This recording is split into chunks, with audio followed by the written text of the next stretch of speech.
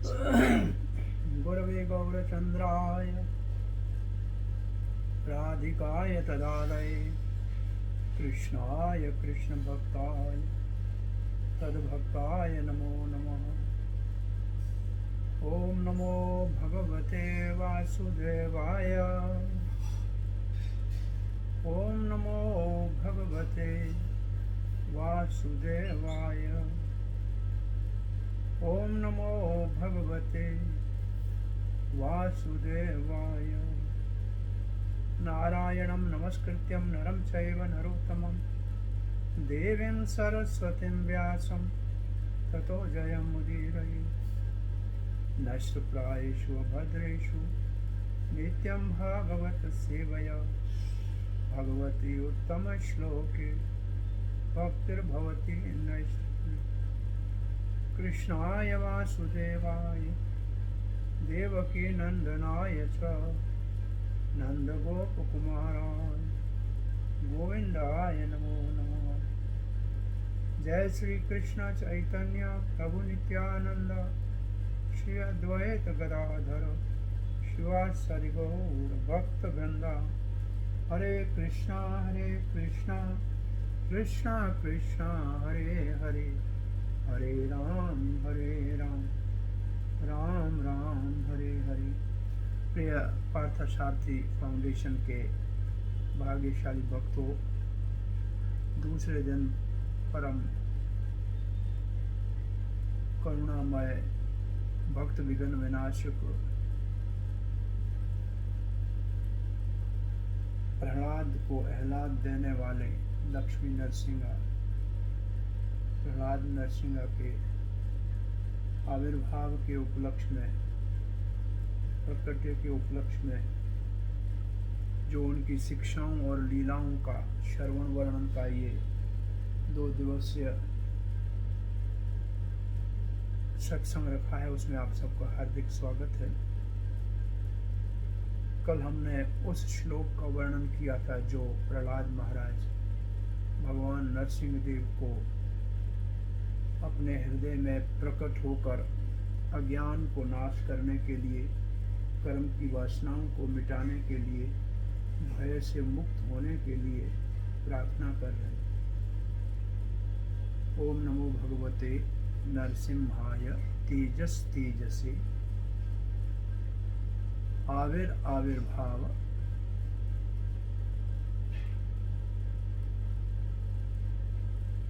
और फिर है कर्मास्यम रंध्य रंध्य तमोग्रस्य ग्रस्य ओम स्वाहा अभयम अभयम आत्मनि भूयष्टा क्षौरम।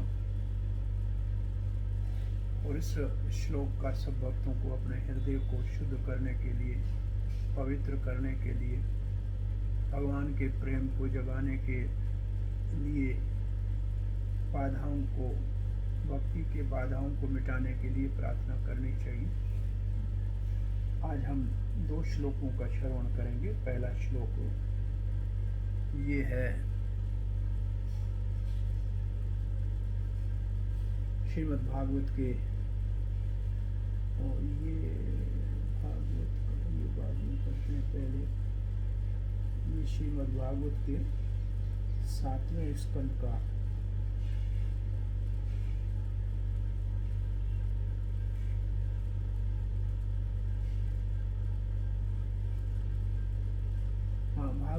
श्रीमद् भागवत के 7वें स्कंद का 8वां अध्याय और 17वां श्लोक है भगवान नरसिंह देव के प्रकट्य के विषय में। तो आइए पहले इस श्लोक के शब्दों का रसास्वादन करें।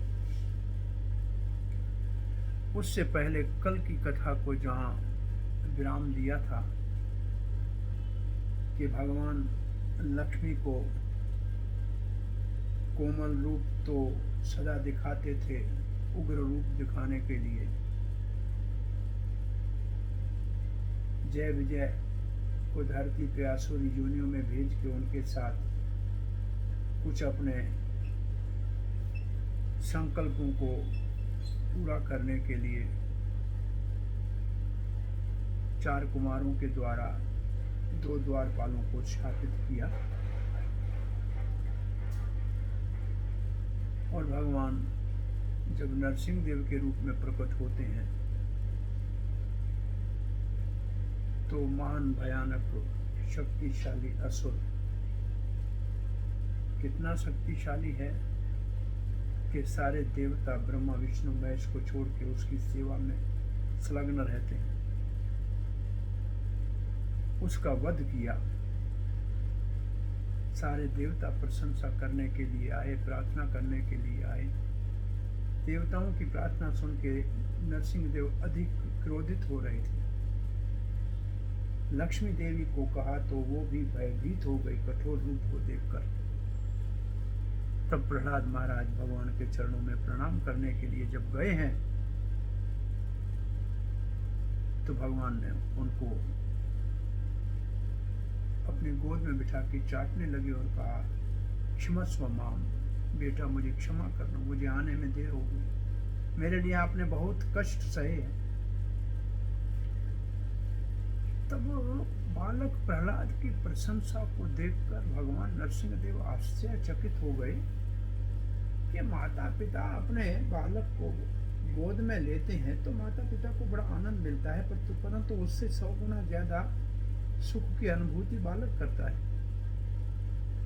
तो मैं अवतार लेके आया हूँ, लेकिन मेरे को इस वात्सल्य प्रेम का कभी सुख आनंद लेने का अवसर नहीं मिला है। अब तो मेरा पिता है, खंबा है, उसी से मैं प्रकट हुआ हूँ, उसकी गोद में कैसे बैठूं। अभी मेरी इसी लीला के अंतर्गत आगे ये जय और विजय पुनः जब रावण और कुंभकर्ण बन के आएंगे तब मैं दशरथ के घर में 3 माताओं के गोद में वात्सल्य प्रेम का रसास्वादन करूंगा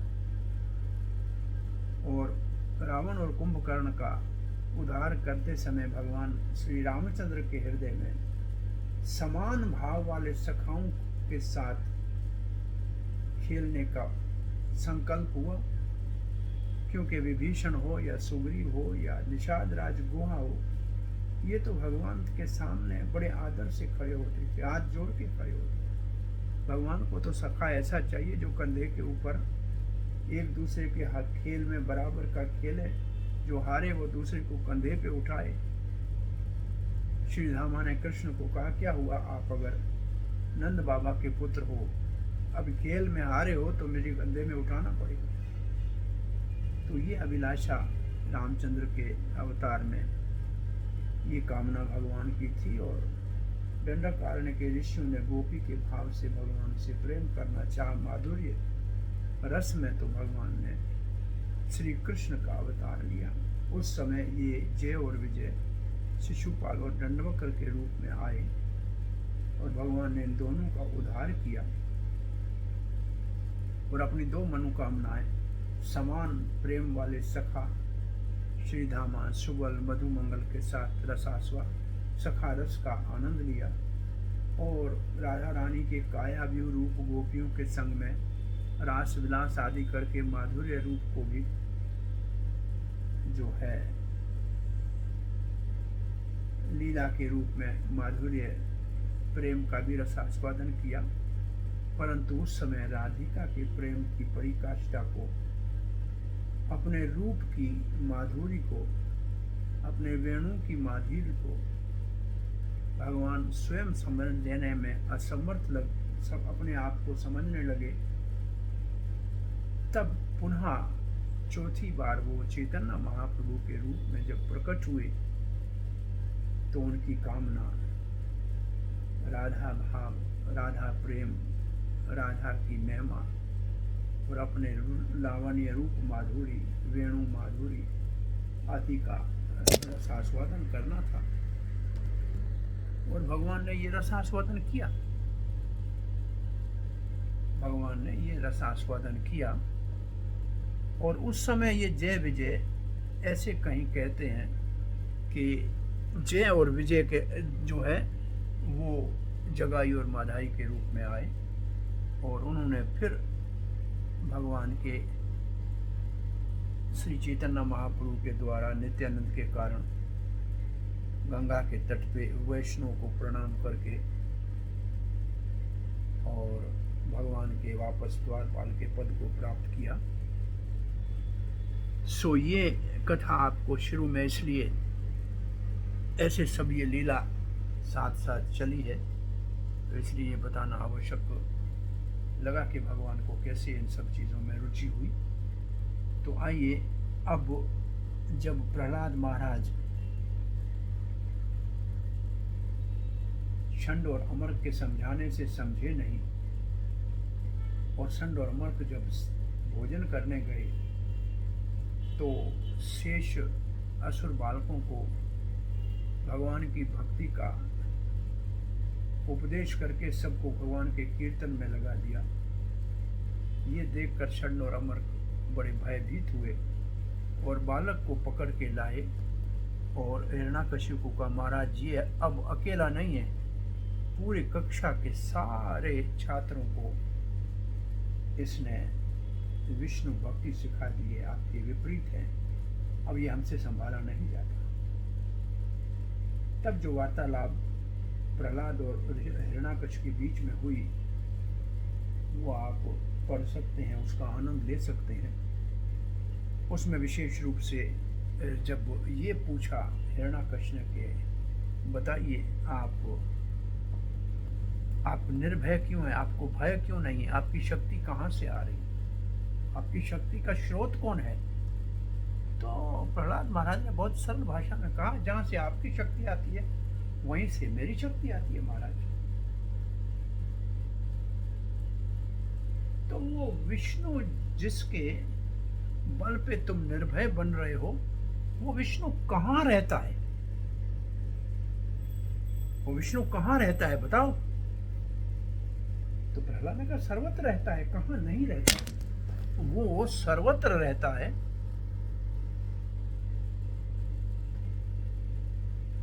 वो भगवान विष्णु सर्वत्र रहता है। तो हिरण्याकशिपु ने कहा क्या इस खंभे में रहता है क्या, जो मेरे सभा में जो पिलर है क्या इसमें रहता है?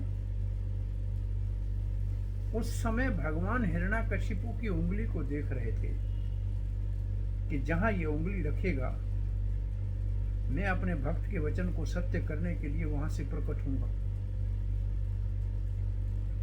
और नरसिंह देव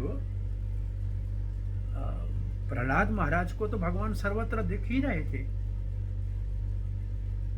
कहा इसमें है।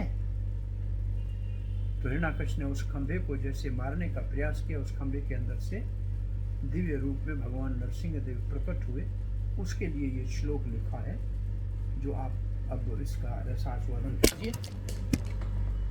ये मेरा स्टैंड बार बार गिर रहा है और मैं थोड़ा सा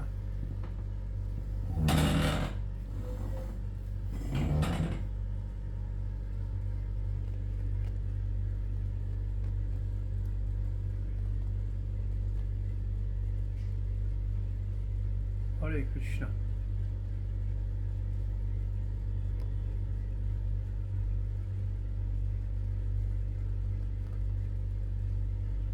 स्वाई श्लोक का रसास्वादन करते हैं। सत्यं विधातुं निजभृत्य भाषितं व्याप्तं च भूतेषु अखिलेषु चात्मनः अदृश्यत अत्यद्भुतरूपम् उद्वहन् स्तम्भे सभायां न मृगं न मानुषम्। पहली लाइन कहती सत्यम विधातुम। विधातुम का मतलब प्रभुपाद जी लिखते हैं किसी बात को प्रमाणित करने के लिए, साबित करने के लिए। वैसे विधाता ब्रह्मा जी को कहते हैं, जो लिख देते हैं वो टल नहीं सकता है।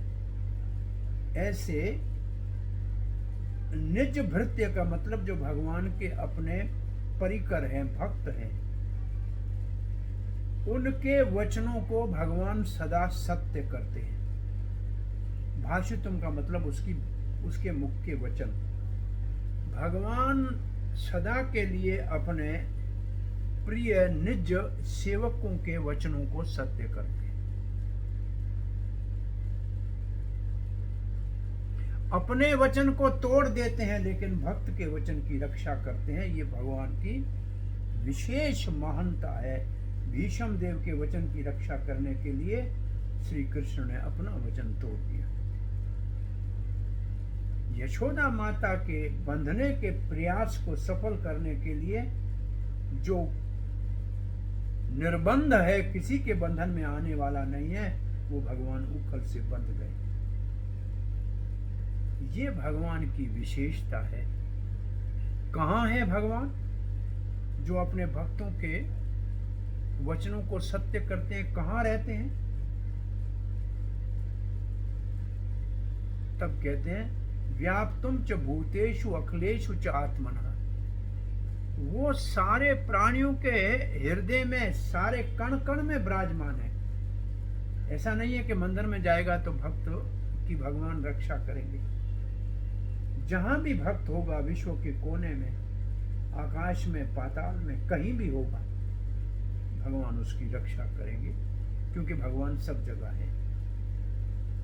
वैसे भी अगर प्रश्न पूछा जाए कि हम सब प्रयास करते हैं कि शायद हमारी धन रक्षा करेगा, हमारे मित्र रक्षा करेंगे, हमारे परिवार वाले रक्षा करेंगे, ये तो मेरे ख्याल में इस प्रहलाद महाराज के शिक्षाओं में लिखा है कि अगर दवाई से सब ठीक होते लोग तो डॉक्टर नहीं मरते, और माता पिता की रक्षा से बच्चे अगर जीते तो आज तक कोई नहीं मरता। ये तो भगवान के विधाता के हाथ में है। इसलिए हम चाहते, और ये फिर ये भी लिखा है शास्त्र में, आप देखेंगे, ये जिनके सहारे हम सोचते हैं कि ये हमारी रक्षा करेंगे, वो स्वयं बेचारे भयभीत हैं, अरक्षित हैं, वो बेबस है। वो कैसे हमारी रक्षा कर सकते हैं? क्या हमारा धन सब जगह है? क्या हमारे मित्र सब जगह हैं? क्या हमारे रिश्तेदार सब जगह है? नहीं।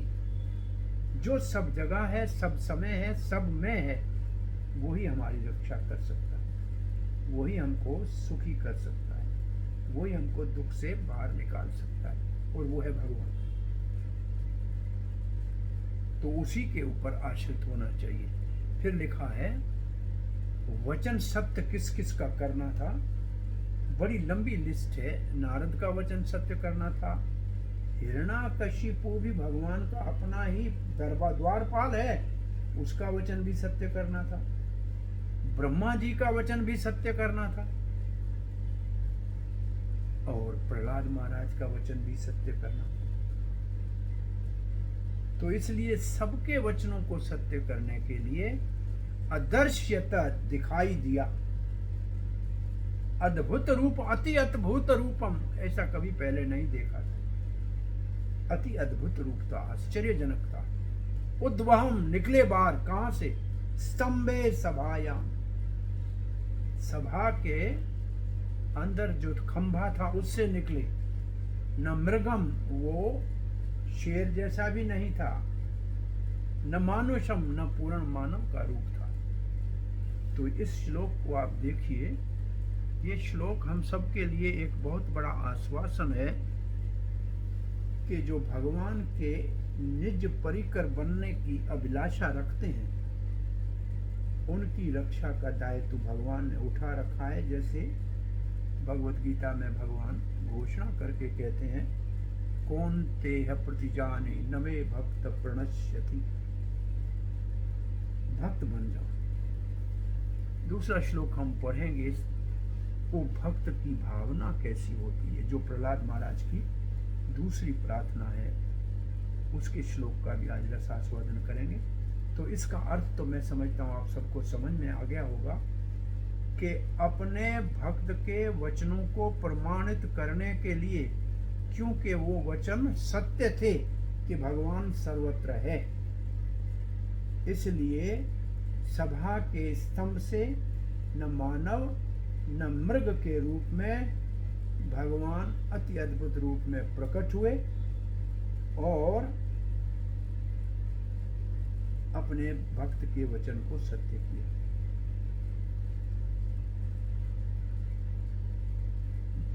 कौन कौन से भक्त के वचन को सत्य किया? 4 भक्तों के। प्रहलाद महाराज के वचन को नारद के वचन को, ब्रह्मा जी के वचन को और हिरण्यकशिपु के वचन को। इसलिए भगवान ने इस अद्भुत रूप में प्रकट होकर दर्शन दिया। अब श्रील प्रभुपाद के तात्पर्य में सीधा ये लिखा है, प्रहलाद महाराज का जो संवाद है हिरण्यकशिपु के साथ, जो ओके किसके सहारे हो, कहाँ है तुम्हारा भगवान, तो वो कहे सब जगह है। तो प्रहलाद महाराज सत्य जानते थे और कहा कि खंबे में भी है, और फिर उस खंबे से भगवान प्रकट हुए। ये प्रभुपाद जी का तात्पर्य है कि प्रहलाद के वचन को सत्य करने के लिए, जैसे भगवान ने भगवद गीता में कहा है, न मे भक्त प्रणश्यति, इसका मतलब भगवत भक्त के वचनों का भी कभी मैं, भक्त के वचनों को कभी असत्य नहीं होने दूंगा, उसकी भी रक्षा करता हूं।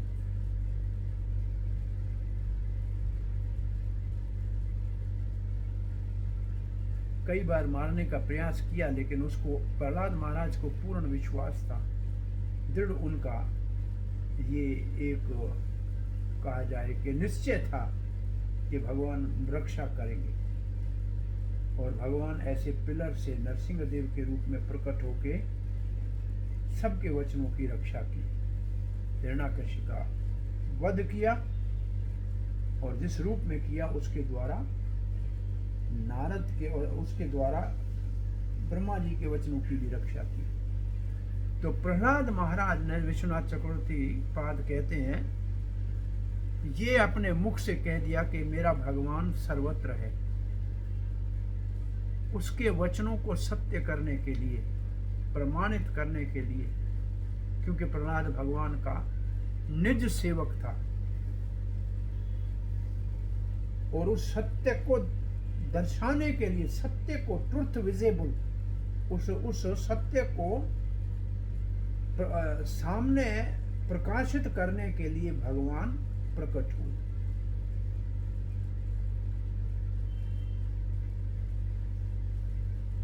ये वचन प्रहलाद महाराज का कि भगवान सर्वत्र है, इसके लिए भगवान नरसिंह देव प्रकट हुए, सबके सामने दिखाई दिए, सभा के स्तंभ से निकले, किसी को नहीं दिख रहे थे, लेकिन प्रहलाद ने कहा और वहीं आप से प्रकट हो गए। और जिस सभा में आए, उस सभा में कोई पशु और मानव दोनों नहीं थे, न वो उस सभा, ऐसी सभा में आए जिसमें कोई पशुओं का रूप नहीं था, वो तो मानव की सभा के रूप में भी नहीं आए। उसके सेवक हिरण्यकशिपु ने प्रार्थना की थी, किसको? ब्रह्मा को, कि मैं आपके किसी भी सृष्टि किए हुए जीव से न मरूं,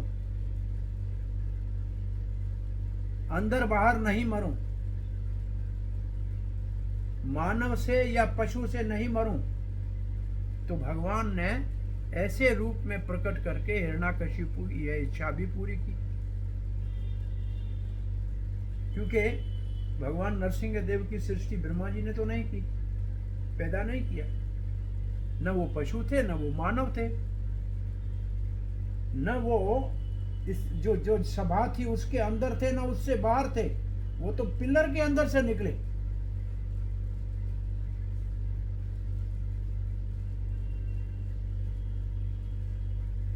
और ऐसा भी कहते हैं कि नारद जी के वचनों को सत्य करने के लिए भगवान निकले, क्योंकि नारद जी ने कहा था,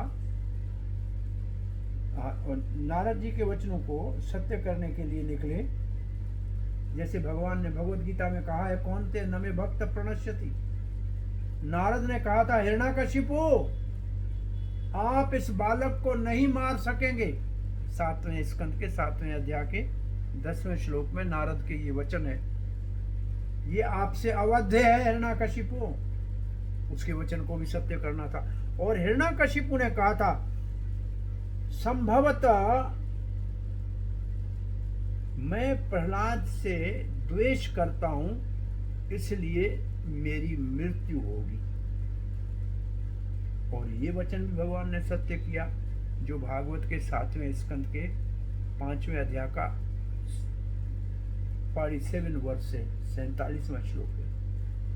और जब हिरण्यकशिपु ने ये प्रार्थना की थी ब्रह्मा जी को, तो ब्रह्मा ने कहा तथास्तु, तो ब्रह्मा जी का वचन भी सत्य हो गया। अब इस श्लोक का भाव आप सबने देख लिया। अब हम एक और श्लोक का भाव देखते हैं।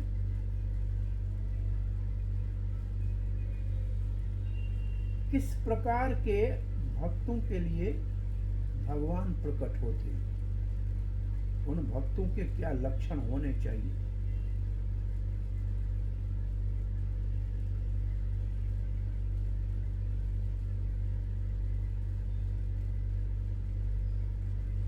जहां कल हमने प्रार्थना का श्लोक 8 पढ़ा था, ये आज 9वां श्लोक है। ये है प्रहलाद महाराज की भगवत निज सेवक होने के लक्षणों के या गुणों का वर्णन। स्वस्त्यस्तु विश्वस्य खलः प्रसीदताम् ध्यायन्तु भूतानि शिवं मिथो धिया मनश्च भद्रं भजतादधोक्षजै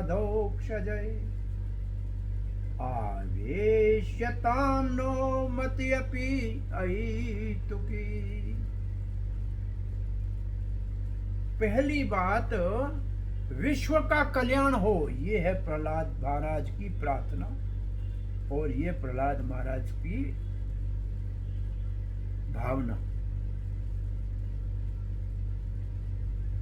सारे विश्व का कल्याण हो। खलौ प्रसिद्धताम, जो खल है, ईर्ष्यालु है, द्वेषी है, क्रोधी है, वो भी शांत हो जाए। क्योंकि वो अगर शांत न होंगे तो भक्तों को वो कष्ट देने वाले हैं। इसलिए उनका भी कल्याण हो, वो भी शांत हो जाए। फिर कहते हैं ध्यायन्तु भूतानि शिवम मिथो धिया, सारे प्राणी एक दूसरे के मंगल की कामना करें, एक दूसरे से ईर्ष्या न करें, द्वेष न करें, एक दूसरे के हित की कामना करें। मिथो का मतलब एक दूसरे की, धिया का मतलब बुद्धि, और शिवम का मतलब कल्याण, मंगल। और सबका मन में परिवर्तन हो जाए। जो ईर्ष्यालु मन है, जो द्वेषी मन है, जो क्रोधी मन है, वो भद्रम, वो भी मंगलमय हो जाए, वो भी शुभ हो जाए। कैसे? भजता अधौक्षजय, भगवान जो इंद्रियों से परे है उसका सेवा करके, उसका निज पार्षद सेवक बनकर। और फिर कहते हैं सब आवेशताम नौ मति, हम सबकी मति, हम सबकी बुद्धि अहितु की, बिना किसी कारण के भगवान के ध्यान में लगे। तो इस श्लोक में ये 5 बातें हैं।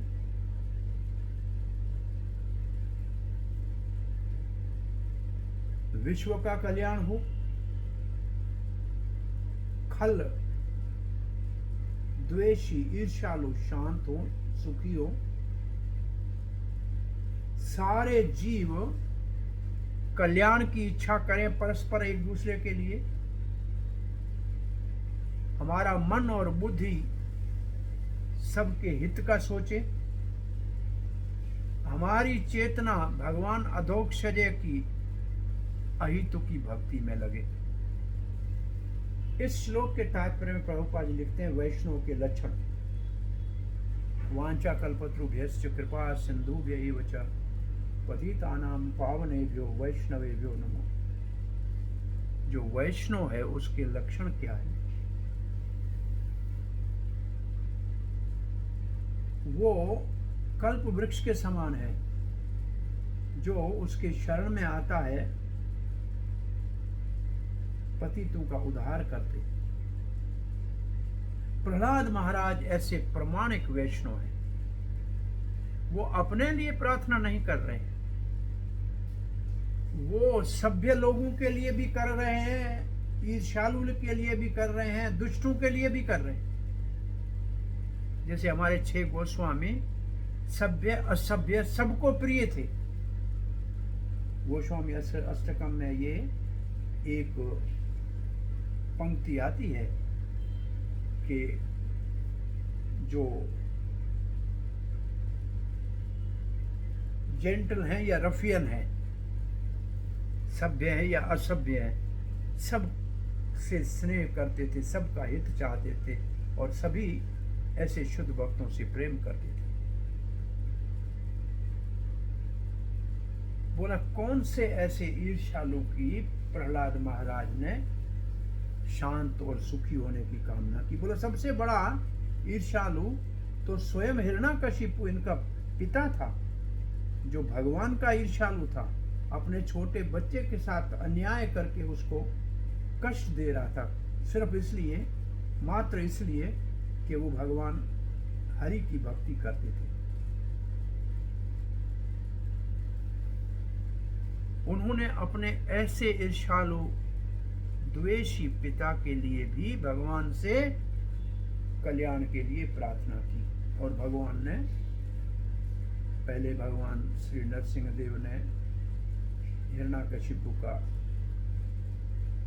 वो पेट और वक्ष स्थल अपने नाखून से चीरा, जिसके ऊपर इंद्र का वज्र लग के वक्षल स्थल से नीचे गिर पड़ा था, वज्र से जो नहीं कटा था, ऐसे कठोर उसके छाती को और पेट को अपने तेज नाखून, अद्भुत नाखून से तव कर कमला बरे अद्भुत श्रृंगम, नाखून जो है आपके, उनसे चीर के फाड़ दिया, उसकी आंत गले में डाल दी। फिर हिरण्यकशिपु के सिंहासन के ऊपर बैठ गए और फिर कहा प्रहलाद अब आप यहाँ राजा बनो आपके पिता की जगह पे। तब प्रहलाद महाराज ने कहा भगवान आसन तो आपका प्रसाद हो गया, आप बैठे थे, परंतु एक मैं आपसे अब वर मांगना चाहता हूं। भगवान ने कहा पहले तुमने कहा मुझे वर भी मांगने की इच्छा न हो, आपने ये वरदान मांगा था, अब क्या मांगना चाहते हो?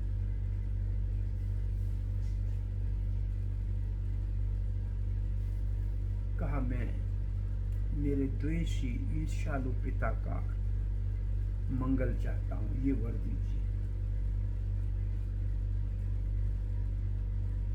कहते भगवान रामचंद्र जब राज तिलक हो गया तो विभीषण को कुछ उपहार दिए, कहा कि आपको लंका का राज दिया, सुग्रीव को उपहार दिए कि आपको किष्किंधा का राज दिया।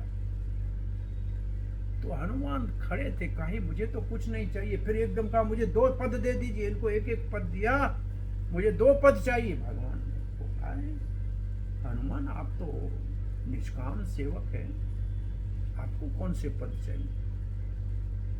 तो सबके देखते हुए हनुमान झुक के भगवान के दोनों चरण कमलों को पकड़े कि ये 2 पद मेरे को चाहिए, आपके चरण कमल चाहिए।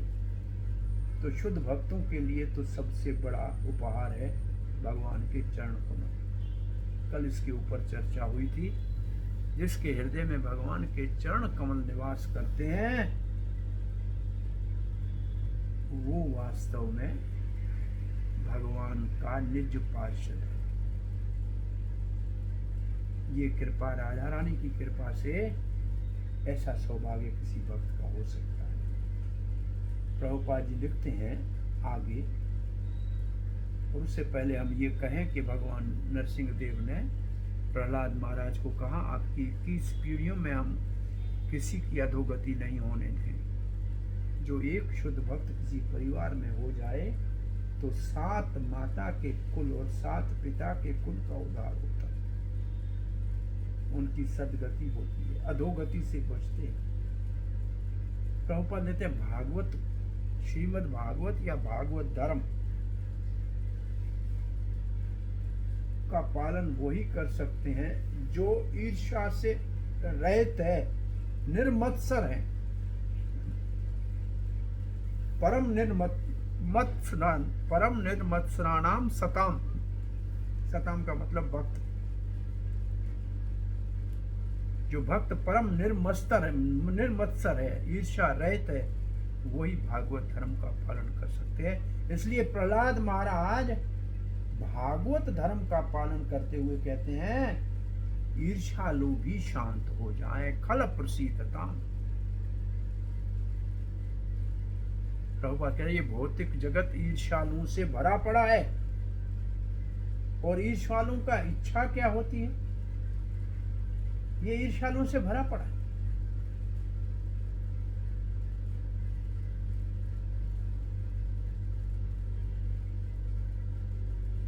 अगर कोई ईर्ष्या से मुक्त होना चाहते हैं, प्रभुपाद कहते हैं, तो फिर वो वास्तव में बड़ा उदार हो जाएगा, समाज के व्यवहार में उदार होगा। इसीलिए कहते हैं उदार चित्तानाम वासुदेव कुटुंबकम।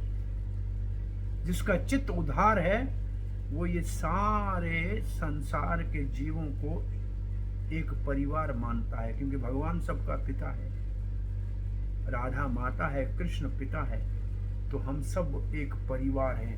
लेकिन ये वो ही समझ सकते हैं जो द्वेष रहित हैं, ईर्ष्या रहित हैं, निर्मत्सर हैं और उदार चित्त हैं। और वो केवल समाज के व्यवहार में उदार चित्त नहीं होगा, वो दूसरे के भले का सोचेगा। सर्वभूत हिते रता, सब प्राणियों के हित की कामना में लगा रहेगा, सबका भला करता रहेगा। तो वास्तव में प्रभुपाद जी इसकी बात कहते हैं, कोई भी अगर कृष्ण भावना भावित हो जाए, भगवान श्री कृष्ण की पूर्ण सेवा में लग जाए, तो फिर उसका मन शुद्ध हो जाता है ईर्ष्या से और भी सब दोषों से। और इसके लिए प्रभुपाद जी प्रमाण में कहते हैं, मनश्च भद्रम भजताद अधोक्षजय।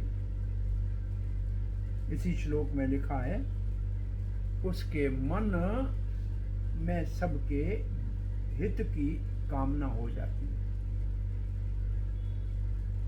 इसलिए हमको नरसिंह देव को प्रार्थना करनी चाहिए कि हमारे हृदय में बैठे।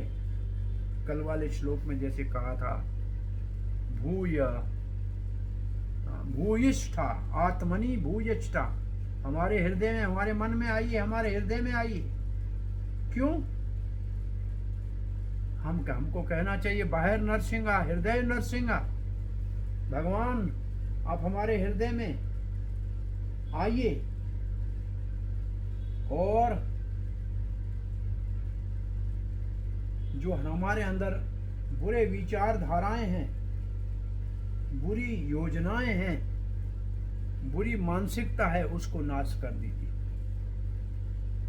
मेरे मन को शुद्ध कर दीजिए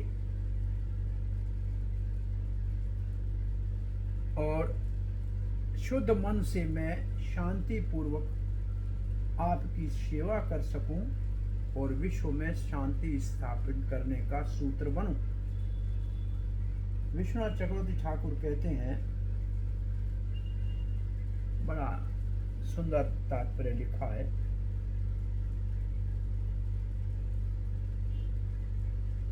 कि सभी भगवान से कुछ न कुछ तो प्रार्थना में मांगते ही है। चेतना महाप्रभु, अनंत तनुज या दूसरा श्लोक है, उनमें भगवान से कहते हैं कि मुझे बार बार जो है आपकी अहितु की भक्ति दीजिए, आपके चरणों की रज में स्थान दीजिए। ऐसे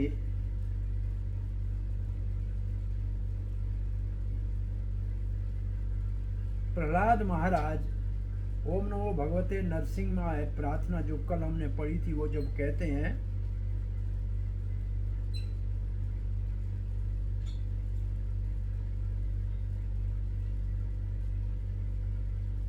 उसमें वो अपने लिए कुछ नहीं मांगते हैं, अपने इंद्रिय तृप्ति के लिए कुछ नहीं मांगते हैं। इसलिए उन्होंने कहा इस श्लोक में, स्वस्ति अस्तु विश्वस्य, विश्व का कल्याण हो। प्रहलाद महाराज इसलिए नरसिंह देव को प्रार्थना करते हैं, सबके ऊपर कृपा कीजिए और हमारे पिता के ऊपर भी कृपा कीजिए जो बड़ा ईर्ष्यालु है। चाणक्य पंडित कहते हैं 2 प्रकार के ईर्ष्यालु होते हैं, एक सांप है और दूसरा व्यक्ति ईर्ष्यालु होता है। और हिरण्यकशिपु ऐसा ईर्ष्यालु व्यक्ति है। उनका क्या विचार होता है? वो अपने छोटे बेटे से भी शत्रुता कर रहा था, उससे भी ईर्ष्या कर रहा था कि वो भगवान का भक्त क्यों बन रहा है, मेरी सेवा क्यों नहीं कर रहा है, असुर क्यों नहीं बन रहा है।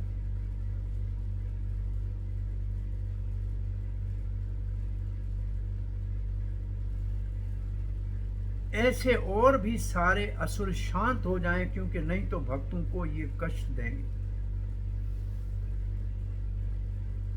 अब प्रभुपाद जी लिखते हैं 2 प्रकार के जो ईर्ष्यालु होते हैं, एक सांप और एक इंसान। सांप को तो मंत्र से या औषधि से शांत किया जा सकता है, बस में किया जा सकता है, लेकिन ईर्ष्यालु व्यक्ति को केवल भगवान की कृपा से ही हृदय की शुद्धि हो सकती है, नहीं तो कोई मंत्र औषधि उसके ऊपर काम नहीं करती। इसलिए प्रभुपाद जी कहते हैं हमने कृष्ण भावना अमृत संघ का आंदोलन को स्थापित किया है वो पूरे विश्व में, और हम चाहते हैं कि भगवान श्री कृष्ण की कृपा से अगर ये भूले भटके लोग भगवान के शरण में आ जाएं तो इनके अंदर से ईर्ष्या समाप्त हो जाएगी। सब एक दूसरे के भले का सोचेंगे। मिथो धिया भद्रम, इसलिए प्रहलाद महाराज शिवो मिथो धिया कहते हैं। भौतिक कामों में हम एक दूसरे से ईर्ष्या करते हैं, परंतु कृष्ण भावना में ईर्ष्या रहित होकर हम एक दूसरे के सहयोगी बनते हैं। भौतिक जगत में प्रतिद्वंद है, कंपटीशन है। आध्यात्मिक जगत में सहयोग है, कोऑपरेशन है। कंपटीशन और कोऑपरेशन में बहुत बड़ा अंतर है। हमें कोऑपरेशन वाला जीवन जीना चाहिए, एक दूसरे का हित करना चाहिए। इसलिए प्रभुपाद जी आगे लिखते हैं कि सबका मन सौम्य हो जाए, सभ्य हो जाए। कैसे? बोला भगवान श्री कृष्ण के चरणों का शरण लेकर। भजतात अधोक्षजे, भागवत में भी लिखा है सवई मन कृष्ण पदार विंदयो।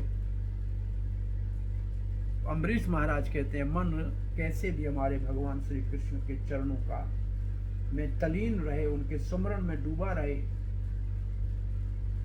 और भगवत गीता में भी भगवान ने कहा है मन मना भव मत भक्तो। निरंतर भगवान के चरणों का ध्यान करना चाहिए, श्री कृष्ण का। तो फिर हमारा मन शुद्ध हो जाएगा, पवित्र हो जाएगा, चेतो दर्पण मार्जन हो जाएगा। भौतिकवादी भौतिक भोग का सोचते हैं। प्रहलाद महाराज भगवान की कृपा से ये जो भौतिक भोग की कामना है मन में, उनको समाप्त करने के लिए प्रार्थना कर रहे हैं। कृष्ण का चिंतन करेंगे तो सब कुछ ठीक हो जाएगा। कुछ लोग कहते हैं सब भक्त बन जाएंगे तो दुनिया खाली हो जाएगी। एक पत्रिका आई थी, प्रभुपाद को कहा आप प्रचार कर रहे हो सब भक्त बन गए तो दुनिया खाली हो जाएगी। प्रभुपाद ने कहा आप जैसे मूर्ख फिर भी दुनिया में हमेशा भरे पड़े रहे।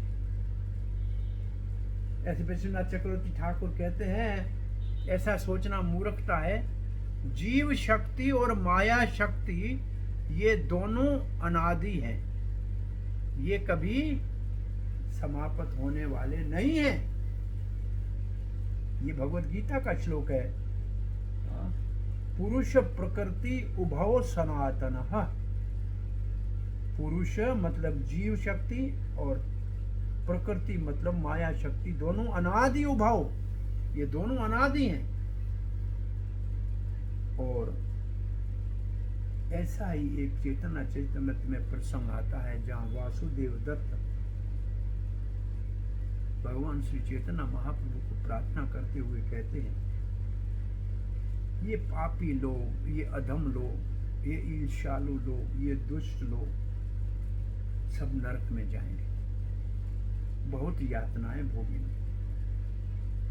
हे महाप्रभु, आप श्री कृष्ण को कहो इन सब के पाप का दंड मुझे दे के नरक में भेज दे, इन सबको मुक्त कर दे। महाप्रभु कहे आश्चर्य नहीं, तुम ही साक्षात प्रहलाद। वासुदेव दत्त, आश्चर्य नहीं है, आप साक्षात प्रहलाद हो। प्रहलाद कह रहे थे मैं अकेला नहीं भगवान, आपके साथ चलूंगा। सारे दैत दानव कुल तीर्थ कर दानवों और देवताओं के कुल को पवित्र करके भगवत धाम नहीं जब तक ले जाऊंगा, मैं अकेला नहीं जाऊंगा। फिर चैतन्य महाप्रभु कहते हैं कृष्ण असमर्थ नहीं कि आपको नरक में भेज दे। आप वैष्णव हैं, आप बस इच्छा करो कि ये लोग भक्त बन जाएं, तो भगवान तो भक्तों की इच्छा को पूरा करते हैं। यही तो श्लोक था, सत्यम विधातुम निज भृत्य भाषितुम। और ये जगत एक सारा ही अगर वैष्णव बन जाए, भक्त बन जाए, तो भगवान के लिए कोई कमी नहीं है। जैसे एक सरसों का दाना गिर जाए बोरी में से तो कोई उसको ढूंढता नहीं है। ये एक ब्रह्मांड एक सरसों के दाने के समान है भगवान के लिए, जहां अनंत कोटि ब्रह्मांडों का वो नायक है। तो ये सारे एक ब्रह्मांड मुक्त हो जाए तो अनंत ब्रह्मांड पड़े हैं, लेकिन कोई वैष्णव बन तो जाए, ये कामना करनी चाहिए। तो हमने आज 2 श्लोकों से ये 2-4 बातें समझने का प्रयास किया है कि भगवान के जो निज भक्त है उनके वचनों को भगवान सत्य करते हैं। श्रील प्रभुपाद ने अब 66 में इस्कॉन की स्थापना की और पत्रकार ने पूछा स्वामी जी कितने शिष्य हैं, कितने मंदिर हैं? भगवान ने कहा सैकड़ों मंदिर हैं और हजारों शिष्य। तब एक भी मंदिर नहीं था और कोई शिष्य प्रैक्टिकली नहीं था। ये वचन प्रभुपाद ने कह दिए और मात्र 11 वर्ष में 108 मंदिर और 5-10 हजार से अधिक शिष्य और लाखों अनुयायी इस धरती के ऊपर भगवान ने उनकी वाणी को सत्य कर दिया। केवल कहना है भक्त को, लेकिन भक्त के अंदर वांछा कल्पतरुभ्यश्च कृपा सिंधुभ्य एव च पतितानां पावने वैष्णवेभ्यो नमो नमः। वैष्णव निर्मत्सर होना चाहिए। हमारे प्रचार के लिए जो सबसे शक्तिशाली गुण है वो है निर्मत्सर।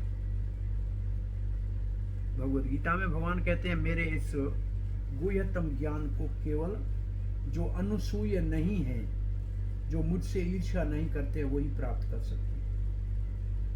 मेरे इस मत को अनुसूय ही स्वीकार कर सकते हैं, ईर्ष्यालु नहीं कर सकते।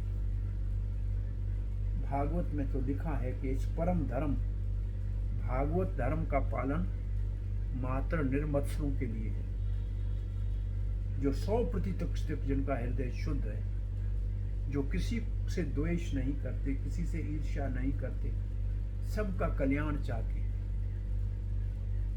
अब देखिए प्रभुपाद जी के जीवन में, इंदौर में उनसे गीता भवन में प्रभुपाद जी ने कहा गीता का सब प्रवचन कर रहे हैं और कृष्ण का कोई नाम नहीं ले रहा है, ये सब नाम के गीता के उपासक हैं लेकिन कृष्ण से ईर्ष्या करने वाले। तो प्रभुपाद से कुछ सभ्य लोग आए और कहा महाराज आप तो बड़े बड़े महात्माओं को कह रहे थे कृष्ण से ईर्ष्या करते हैं, आपको तो संभाव होना चाहिए।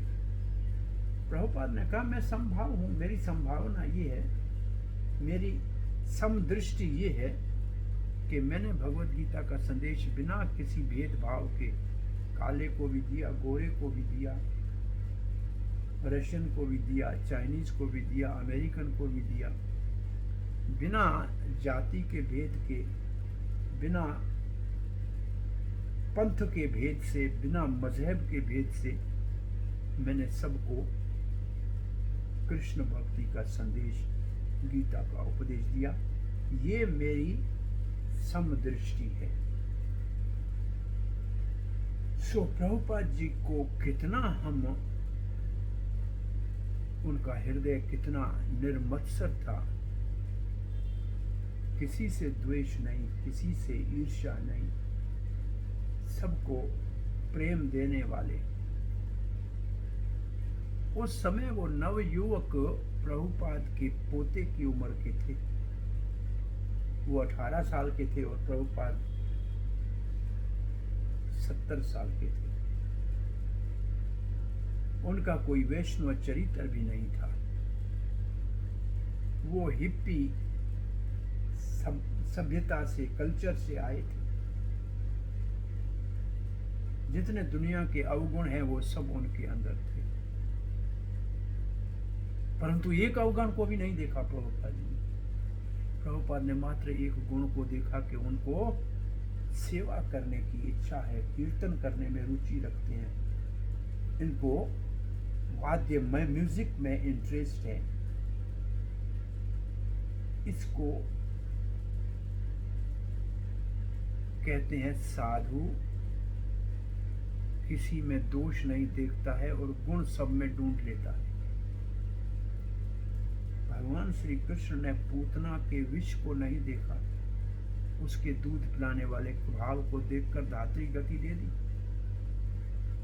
और कृष्ण के भक्त भी किसी के दोष को न देखकर उसके एक गुण को इतना उजागर करते हैं कि सारे उसके दोष उस एक गुण की ज्वाला में जल के भस्म हो जाते हैं। और वो हिप्पी, अपने समय के 70s के हिप्पी, लेट 60 और अर्ली 70s के हिप्पी आज कृष्ण भावना अमृत संघ के महात्मा हैं, सन्यासी हैं, पूजनीय गुरुवर हैं।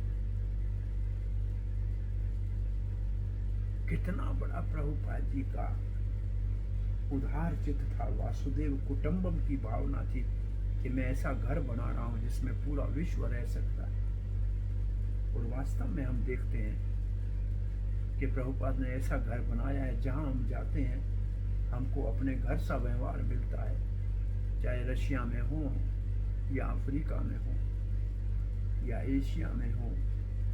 हर जगह भक्त मिलते हैं। भक्तों को वही हरे कृष्णा कीर्तन मिलता है, वही गीता भागवत का उपदेश सुनने को, सुनाने को मिलता है, और वही शुद्ध कृष्ण प्रसाद मिलता है। हमको सब जगह अपना घर लगता है, क्योंकि प्रभुपाद ने ऐसा घर बनाया है जिसमें हम सब रह सकते हैं। सो प्रहलाद महाराज महाभागवत है, उसकी शिक्षाएं बड़ी अद्भुत हैं। ये 2-4 दिन उनके शिक्षाओं का अधिक आप श्रवण करें, अध्ययन करें और अपने जीवन में कुछ गुणों को धारण करने का अभ्यास करें, तो भगवान के निज भृत्य बन जाएंगे।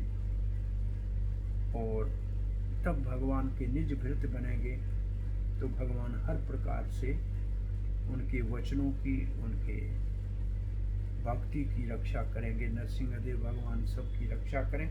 इन शब्दों के साथ आज के सत्र के इस कथा को यहाँ विराम देते हैं। जय श्री नरसिंहदेव भगवान की जय, प्रहलाद महाराज की जय, श्री प्रभुपाद की जय। हरे कृष्ण।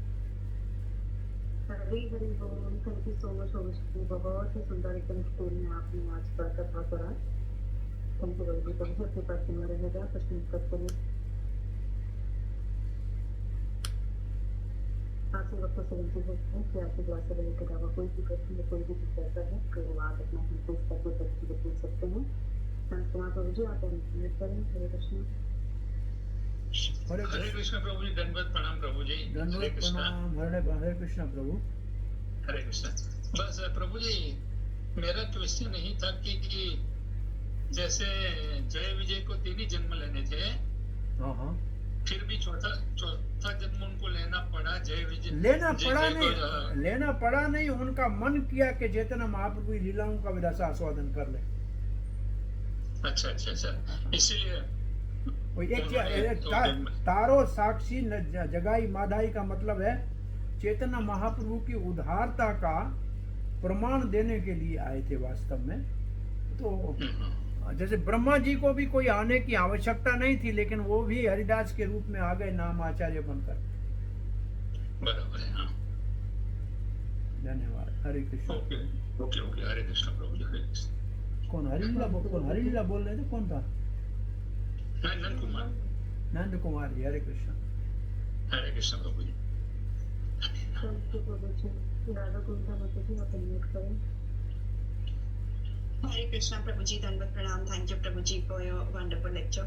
प्रभु जी मेरा थोड़ा सिली सा क्वेश्चन है, क्षमा कीजिएगा। जैसे आपने बोला कि कॉम्पिटिटिव वर्ल्ड, मटेरियल वर्ल्ड में कंपटीशन रहता है और आध्यात्मिक में नहीं रहता है, तो प्रभु जी ऐसे तो देखने को मिलता है कि आध्यात्मिक जगत में भी कंपटीशन वगैरह, मतलब एनवियसनेस एंड ऑल ये सब तो रहता ही है। तो प्रभु जी हाउ टू, मतलब थोड़ा सा वैसे मन में रहता है कि ये यहाँ पे भी ये सब होता है, तो प्रभु जी वैसे थॉट्स तो आ ही जाते हैं प्रभु जी। तो पर एक दृष्टि से तो ये समझ लीजिए, अगर ये आध्यात्मिक जगत में नहीं होता तो इस दुनिया में आता कहाँ से? जो कुछ इस दुनिया में दिख रहा है वो आध्यात्मिक जगत का प्रतिबिंब है, उसका रिफ्लेक्शन है। तो वहां वो ही ईर्ष्या मानो चंद्रावली और राधा रानी के पक्ष में है, तो दोनों कृष्ण को स्पर्शन करने के लिए, वो व्यक्तिगत नहीं है, हमारी व्यक्तिगत होती है।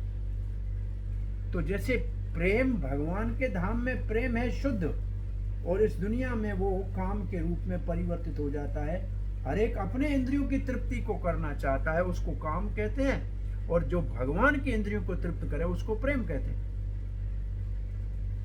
तो कोऑपरेशन का अर्थ ये है कि सभी चाहते हैं कि हम कृष्ण को प्रसन्न करें, ये कोऑपरेशन है। इस दुनिया में हम एक दूसरे को पीछे छोड़ के आगे बढ़ना चाहते हैं। वहां सब गोपियों का एक ही उद्देश्य है कि राधा को कृष्ण से कैसे मिलाएं, क्योंकि कृष्ण को राधा से मिलने में सुख मिलता है, तो हम राधा कृष्ण को कैसे मिलाएं। हम व्यक्तिगत कोई अब मिलने की इच्छा नहीं करते, सिर्फ उन दोनों को मिला के देखने में उनको सुख मिल जाता है। और प्रभुपाद जी ने तो आध्यात्मिक आंदोलन के इस सूत्र को अपने अंतिम इच्छा प्रकट की थी कि आपका प्रेम मेरे लिए प्रदर्शन करोगे आप आपस में सहयोग करके, कोऑपरेट करके, कोऑपरेशन से।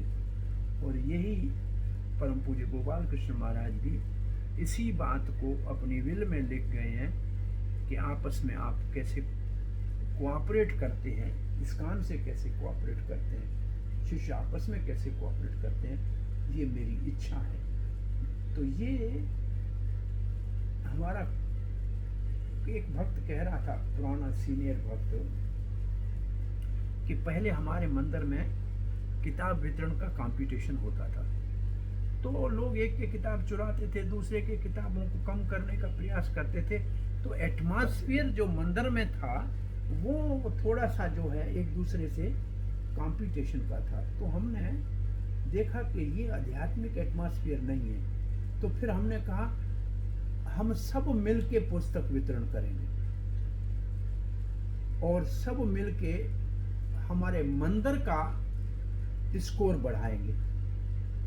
और जो ऐसे कोऑपरेशन में टीमें बना के भेज देते हैं, जो अधिक सफल रहते हैं उनको मायापुर भेजेंगे, या अमेरिका वाले के भक्त कह रहे थे कि उनको मायापुर भेजेंगे, वृंदावन भेजेंगे, ये उसके लिए उपहार देंगे। तो फिर भक्त सब एक दूसरे के सहयोगी हो गए। तो ये बहुत बड़ी बात है कि हम सब मिलके काम करेंगे तो सफलता हमको अधिक मिलेगी। और प्रचेता हमको भगवान भागवत में कहते हैं, क्योंकि आप 10 भाई एक समान भाव वाले हो, एक दूसरे के विपरीत नहीं हो, इसलिए मैं आपसे प्रसन्न हूं। भगवान ने कहा जैसे 5 पांडव कभी एक दूसरे के विपरीत नहीं गए, जैसे 4 भाई दशरथ के पुत्र राम लक्ष्मण कभी एक दूसरे के विपरीत नहीं गए। हमारा इतिहास हमको साथ मिलके काम करने की शिक्षा देता है और भौतिक जगत हमको एक दूसरे से प्रतिद्वंद बना देता है, कॉम्पिटिटर बना देता है। प्रभुपाद जी ने गिरिराज महाराज जब पहली बार मिलने आए थे बॉस्टन में, तो पूछा था कि तुम भगवान बनना चाहते हो या भगवान की सेवा करना चाहते हो। महाराज बोल उत्तर नहीं दिया, लेकिन महाराज कहते हैं मैंने देखा कि प्रभुपाद मेरे दिमाग के अंदर से मेरे घर में मेरे शैंक के ऊपर लगे हुए मिरर के ऊपर जो स्टिकर है आई एम गॉड, उसको देख लिया और मुझसे वही प्रश्न किया। जब मैंने उत्तर नहीं दिया तो प्रभुपाद ने उत्तर दिया, अगर आप भगवान बनना चाहते हैं तो भगवान एक कॉम्पिटिटर अपना क्यों बनाएंगे? तुम्हें क्यों बुद्धि देंगे कि भगवान से कंपटीशन करो? तुम भगवान की सेवा करना चाहते हो तो भगवान तुमको बुद्धि देंगे। अब तुम निर्णय करो कि आप कंपटीशन प्रतिद्वंदी बनना चाहते हो कि सहयोगी बनना चाहते हो। सेवक बनोगे तो सहयोगी बनोगे तो भगवान बुद्धि देंगे, और कंपटीशन का भाव होगा तो भगवान क्यों अपना एक कॉम्पिटिटर बनाएंगे? तो एनवियसनेस का अर्थ ही है भगवान क्यों भोगता है, हमको भोगता होना चाहिए। हम सब भोगता होना चाहते हैं, यही हमारी सबसे बड़ी त्रुटि है। ईर्ष्या का पहचान है ये।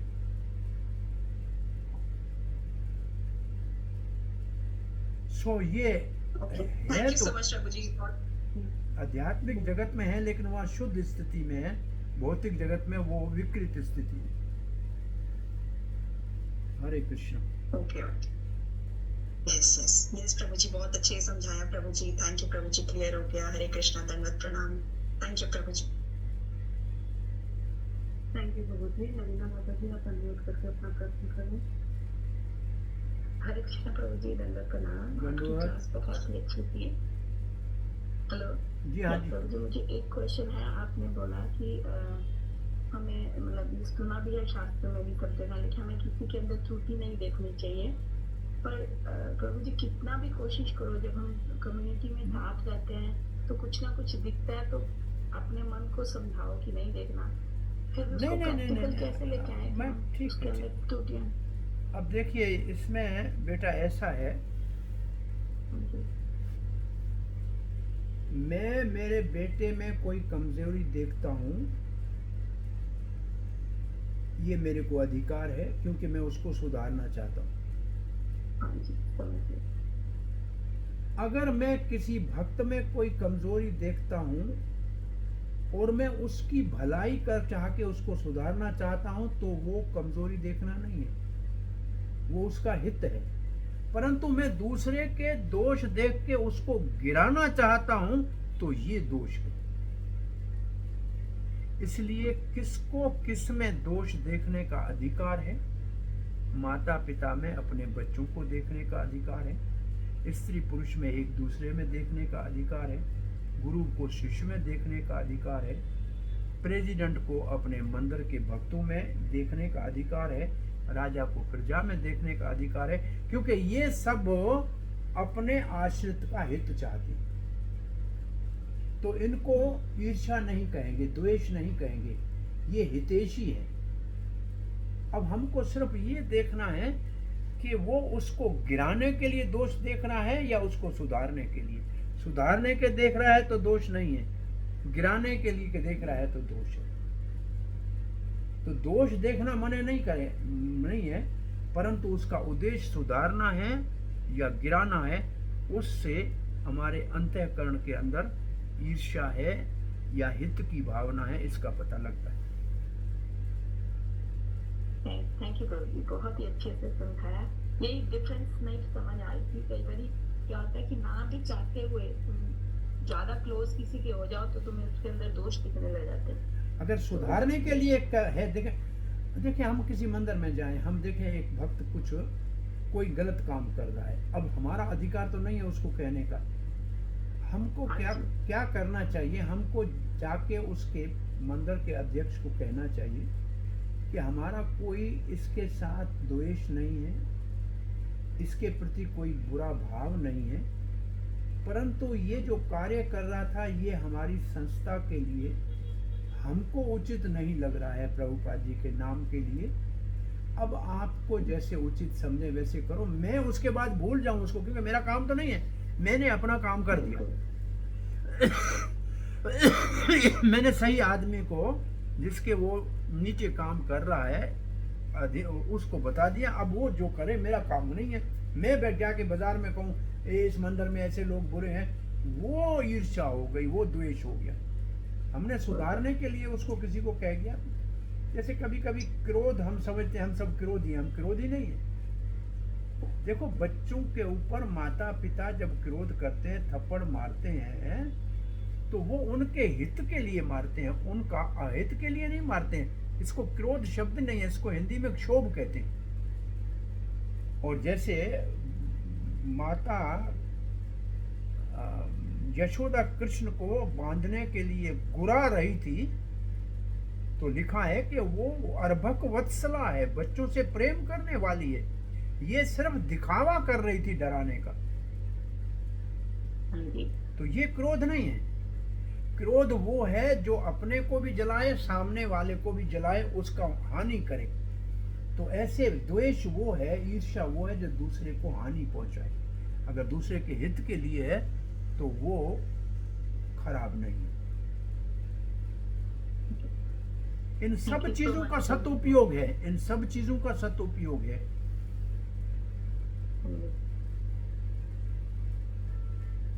हरे Krishna. Thank you so much. तो मुझे एक छोटा सा प्रश्न ये था कि आपने कभी बताया था कि प्रहलाद महाराज जी जब तो वो कुछ मांग रहे हैं, उनको क्या प्रहलाद महाराज? तो प्रहलाद महाराज को आपने बताया था ना, जब वो है ना नरसिम्हा को प्रसन्न कर रहे थे, तो सारे जग के हित के लिए वो मांग रहे थे, किसी में भी द्वेष ना रहे, किसी में वो नहीं। तब आपने तो मुझे बताया। तो मुझे एक चीज ये बताइए कि जो भक्त होता है वो हमेशा दास्य भाव में रहता है, भगवान की चरणों की ना हमेशा आराधना करता है और वहीं वो रहना चाहता है। और जिस तरीके से सावित्र मुक्ति ये सब होती है, तो इनमें हमेशा है ना भगवान जिसका भी संहार करते हैं, वो भगवान का कोई तो सावित्र मुक्ति पा लेता है, कोई सावित्र मुक्ति पा लेता है। इस तरह से कर लेते हैं। तो प्रभु जी, मेरा प्रश्न ये है कि ये प्रभु जी, ये वेद किस तरीके से हमको समझना चाहिए कि जो भगवान ने धीरे रथ का आस्वादन लेने के लिए दोनों जय और विजय को प्रभु जी धरती पे भेजा, और उन्होंने 3 सतयुग, त्रेतायुग और द्वापर युग में उन्होंने इस तरह से जन्म लिया और फिर वापस अपना स्वरूप प्राप्त किया। तो भगवान ऐसे प्रभु जी औरों को भी भेजते हैं जिससे वो धीरे रथ का आस्वादन ले सके और फिर वो सारोग्य मुक्ति को प्राप्त कर लेते हैं। और दास्य भाव में प्रभु जी जो रहते हैं, भगवान के जो भक्त रहते हैं, वो हमेशा दास्य भाव में ही प्रभु जी रहना चाहते हैं। वो मतलब आगे या भगवान से ना हमेशा ही मतलब इस तरह की मुक्ति नहीं मानते। ऐसा क्यों प्रभु जी? मुक्ति में भी वैसे ये जो निर्मत्सरा नाम परमो सताम लिखा था, ये भागवत के पहले स्कंद का दूसरा श्लोक है, पहले अध्याय का, मंगलाचरण का, धर्म प्रोजित कैतरो परमो निर्मत्सरा नाम सताम। उसमें परम धर्म की परिभाषा बताई गई है। कर्म कांडियों का धर्म है स्वर्ग की प्राप्ति, वो नीचे स्तर का धर्म है। ज्ञानियों का धर्म है ब्रह्म में लीन होना, वो भी सायुज या मुक्ति आत्महत्या के समान है। उसके ऊपर है सारूप्य, सालोक्य, सामीप्य, सारिष्टि, 4 प्रकार की मुक्ति जो प्राय वैदी भक्ति वाले चाहते हैं, और भक्त उनको भी नहीं चाहता है। देयमान है न गृणंति, भागवत में लिखा है, भगवान कहते हैं मैं देता हूं, भक्त नहीं लेते हैं, क्योंकि ये भी परम धर्म नहीं है। परम धर्म है भगवत प्रेम।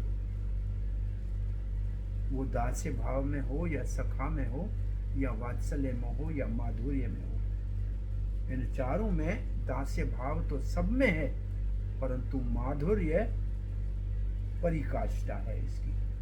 तो जो 4 प्रकार की मुक्ति नहीं चाहते हैं वो भगवान के इन 4 भावों को अंगीकार करने की अभिलाषा रखते हैं। वो जहाँ भी है भक्तों के संग में, हरे कृष्ण, वो जहाँ भी है भक्तों के संग में रहना चाहते हैं और भगवान की अहितु की भक्ति करना चाहते हैं। तो इसलिए कभी भी इनकी अभिलाषा ये नहीं होती है कि वो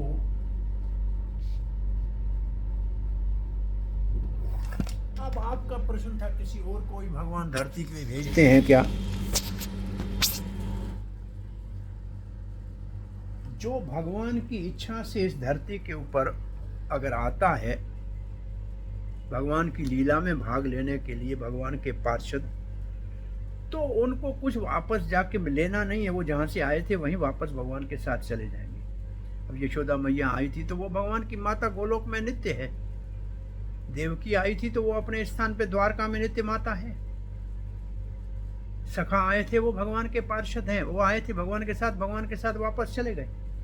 हम जो साधक भक्त हैं, जो वेदी साधना करते हैं या रागनों का साधना करते हैं, प्रायः इस शरीर को छोड़ने के बाद जहाँ भगवान की इस वक्त भौतिक जगत में लीला हो रही होती है, वहाँ हम उसी भक्त के अनुगामी हो जाते हैं जिसका हमको भगवान की सेवा में कार्य अच्छा लगता है।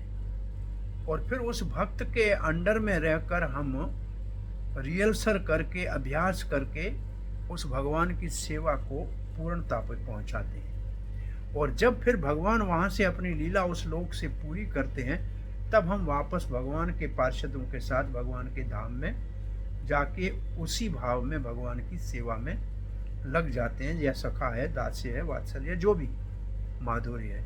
तो ये प्रक्रिया है यहाँ से भक्तों की जाने की। हरे कृष्ण।